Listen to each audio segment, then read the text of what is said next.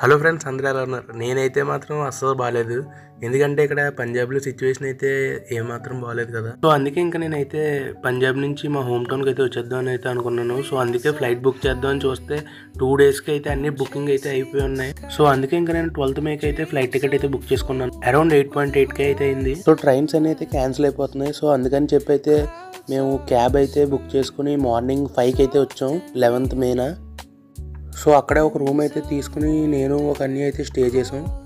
So కాసేపు అయితే rest తీసుకుని మళ్ళీ అయితే మార్నింగ్ 11 ఆ టైంకి అయితే తినడానికి అయితే వెళ్ళాం. సో మాకు 12th మే మార్నింగ్ 5:55 అయితే ఫ్లైట్ ఉంది. సో అందుకని అయితే మేము 12కి అయితే చెక్అవుట్ అయితే చేస్తాం. నైట్ అరౌండ్ 1 అలాగా అయితే మేము ఎయిర్పోర్ట్కి అయితే రీచ్ అయిపోయాం. సో బోర్డింగ్ పాస్ అయితే తీసుకునే టైంకి అయితే 1:30 అయితే అయింది. సో అరౌండ్ 4 hours అయితే మేము ఎయిర్పోర్ట్లోనే అలా ఉన్నాం. అండ్ ఫైనల్లీ అయితే 5:55 అయితే ఫ్లైట్ అయితే ఎక్కాను. ఫైనల్లీ 8 o'clock అయితే వైజాగ్ అయితే రీచ్ అయిపోయా.